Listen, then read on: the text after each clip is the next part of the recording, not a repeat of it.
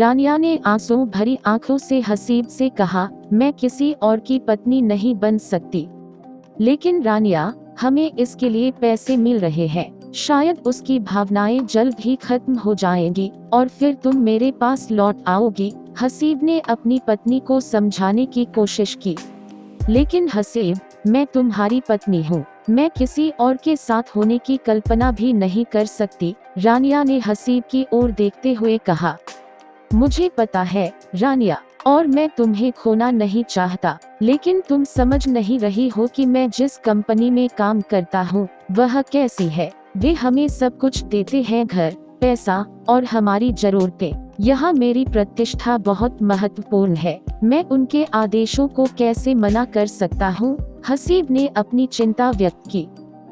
मुझे नहीं पता और मुझे परवाह नहीं। कृपया अपने मैनेजर गुरुदास से बात करो, वह एक दयालु इंसान है, वह तुम्हारी बात नहीं टालेंगे। हसीब, सोचो, मैं तुम्हारी पत्नी और तुम्हारे बच्चे की मां हूँ। क्या हमें वाकई इस पैसे की इतनी सख्त जरूरत है? हम तुम्हारी मासिक सैलरी से अच्छे से जी रहे हैं। किसी हाई प्रोफाइल व्यक्ति की इच्छाओं के लिए कंपनी को हमारे परिवार को तोड़ने की जरूरत नहीं है, कोई और रास्ता होगा। रानिया ने हसीब का हाथ पकड़कर निवेदन किया। ठीक है, चिंता मत करो, मैं गुरुदास से बात करूंगा, लेकिन तुम्हें मेरे साथ चलना होगा। हसीब ने जवाब दिया। ठीक है, रानिया ने संक्षिप्त में कहा। इसी दौरान उनका बेटा सूद घर में दाखिल हुआ। पापा, मैं डेविड के साथ जा रहा हूँ, आज रात मैं उसके घर ही रहूंगा, सूद ने हसीब को जानकारी दी। पूरी रात? ऐसा कौन सा काम है जिसके लिए तुम्हें इतनी देर बाहर रहना है? हसीब ने आश्चर्य से पूछा। पापा, यह काम आपकी कंपनी ने ही सौंपा है, मुझे इसे खत्म करना है, मैं देर हो रहा हूँ, कल आपसे मिलता हूँ, सूद ने कहा और घर से निकल गया। सूद को जाते देख रानिया ने अपनी चिंता व्यक्त की। आपकी कंपनी ने हमारे पूरे परिवार को अपने लिए काम पर लगाया है, फिर भी वह मुझे किसी हाई प्रोफाइल व्यक्ति की इच्छाओं के लिए आपसे अलग करना चाहती है।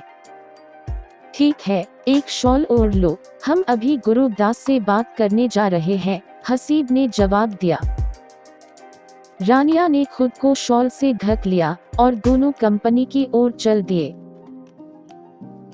कंपनी के कार्यालय पहुंचकर मैनेजर गुरुदास ने उनका गर्मजोशी से स्वागत किया। आइए आइए हसीब, सब ठीक है। यह तो बहुत कम होता है कि आप मेरे ऑफिस आते हैं। आप उन कर्मचारियों में से हैं जो कभी शिकायत या झगड़ा नहीं करते। आज आप और आपकी पत्नी यहाँ किस लिए आए हैं? गुरुदास ने खुशमिजाज अंदाज में पूछा। सर, यह एक गंभीर मामला है। आप जानते हैं कि मैं आपके सबसे पुराने कर्मचारियों में से एक हूं और मैंने हमेशा आपके आदेश बिना किसी सवाल के माने हैं। मैंने मेहनत की है ताकि आपको मुझसे कभी कोई शिकायत न हो। यह कंपनी और जो कुछ आपने मुझे दिया है वह मेरे लिए बहुत मायने रखता है और इसी वजह से मैं इतना वफादार रहा हूँ, हसीब ने समझाया। अच्छा, मैं समझता हूँ, तो समस्या क्या है? क्या आपकी पत्नी को किसी डिलीवरी के लिए पैसे चाहिए? क्या मैं आपकी सैलरी बढ़ा दूं? गुरुदास ने रानिया की ओर देखते हुए पूछा। नहीं सर, हमें कोई अतिरिक्त पैसे की जरूरत नहीं है, हम आपकी दी हुई सैलरी से अच्छे से गुजारा कर रहे हैं। समस्या उस पत्र को लेकर है जो हमें पिछले महीने कंपनी से मिला था, हसीब ने स्पष्ट किया। ओह, तो इस महीने मिस्टर ओरी ने आपकी पत्नी में रुचि ली है? गुरुदास ने पूछा। जी, हसीब ने संक्षेप में जवाब दिया। तो फिर समस्या क्या है? आप जानते हैं कि मिस्टर ओरी हर महीने किसी की पत्नी में रुचि रखते हैं और इसके बदले में वे पतियों को अच्छा भुगतान करते हैं, तो आप क्यों मना कर रहे हैं? गुरुदास ने सवाल किया।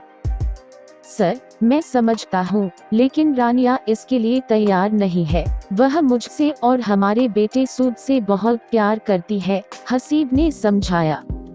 मैं समझता हूँ, लेकिन मिस्टर ओरी ने पहले ही आपकी पत्नी को देख लिया है, अब मैं ज्यादा कुछ नहीं कर सकता। और यह तो ऐसा नहीं है कि वह उसे हमेशा के लिए रखेंगे, सिर्फ 1-2 महीने की बात है। गुरुदास ने समझाने की कोशिश की।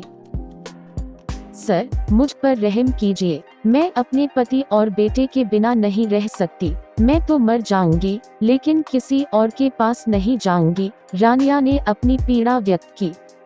सर, कृपया, मैं कंपनी में डबल शिफ्ट कर लूंगा। मेरा बेटा सूद भी डेविड के साथ कंपनी के लिए कड़ी मेहनत करता है। आप चाहे तो मेरी सैलरी रोक लीजिए, लेकिन कृपया मिस्टर ओरी को इस बात से मना कर दीजिए। हसीब ने हाथ जोड़कर विनती की। ठीक है, मिस्टर ओरी को मनाना मुश्किल है। आप जानते हैं कि वह एक हाई प्रोफाइल व्यक्ति है और कुछ भी कर सकते हैं, लेकिन एक रास्ता है, अगर आप तैयार हो, गुरुदास ने सुझाव दिया। कैसा रास्ता? हसीब ने चिंतित होकर पूछा। अपनी पत्नी को कुछ समय के लिए छुपा दीजिए, उसे कहीं दूर ले जाइए ताकि मिस्टर ओरी की रुचि खत्म हो जाए। कुछ महीनों बाद जब उनका ध्यान हट जाए, तब आप उसे वापस ले आइए। बस ध्यान रहे, वह कंपनी या इसकी आवासीय जगहों के आसपास न दिखे। लेकिन याद रखें, अगर मिस्टर ओरी ने उसे ढूंढ लिया, तो मैं जिम्मेदार नहीं हूँ, गुरुदास ने चेतावनी दी।